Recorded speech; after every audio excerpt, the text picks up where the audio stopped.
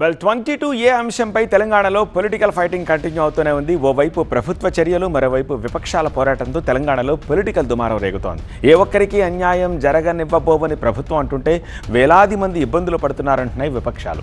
ఇంతకీ 22A పేరుతో భూముల చుట్టూ పడిన పొలిటికల్ కంచె తెగేదెప్పుడు? 22A అంశంపై అటు బీజేపీ ఇటు బీఆర్ఎస్ పోరుబాటు పట్టాయి. భూముల చుట్టూ సీఎం రేవంత్ పాలన సాగుతోందన్నారు మాజీ మంత్రి హరీష్ రావు. కమిషన్ల కోసమే 22Aను తెరపైకి తీసుకొచ్చారని మండిపడ్డారు. 22A వ్యవహారం గురించి సీఎం రేవంత్కు 4 నెలల ముందే తెలుసని ఆరోపించారు.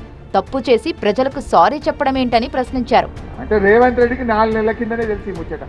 తెలిసినా సపోర్ట్ చేయకుండా ఎందుకున్నాడు? ఎందుకంటే 50-50 పొంగులేటి రేవంత్ రెడ్డి 50-50. అందుకే రేవంత్ రెడ్డి సపోర్ట్ చేస్తలేడు. ఇన్ని లక్షల మంది ప్రజలను బాధ పెట్టడానికి కారకుడెవడో అతన్ని శిక్షించాలా వద్దా?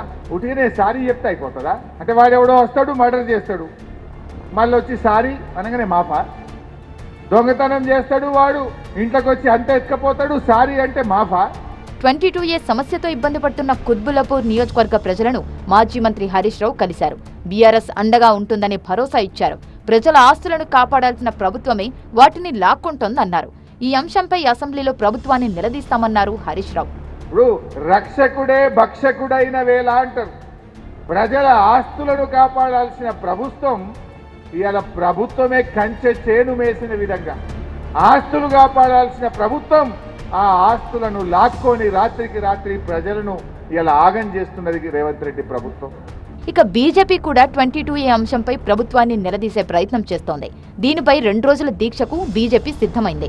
సెప్టెంబర్ 5, 6న ఇందిరా పార్క్ దగ్గర బీజేపీ నేతలు దీక్ష చేయబోతున్నారు. ఆ తర్వాత కూడా ప్రభుత్వం దిగి రాకుంటే బాధితులతో అసెంబ్లీని ముట్టడిస్తామంటున్నారు కమలం నేతలు. ఈరోజు భూభారతిని తీసుకొచ్చి నువ్వు ఏం చెప్పదలుచుకున్నావు? ఈ తెలంగాణ రాష్ట్రంలో ఈరోజు లక్షల ఎకరాల భూముల్ని తీసుకొచ్చి ఈరోజు ప్రొహిబిటెడ్ లిస్టులో పెట్టి మరి నువ్వు యొక్క చీకటి దందాకు తెరలేపినటువంటి మాట వాస్తవం కాదా?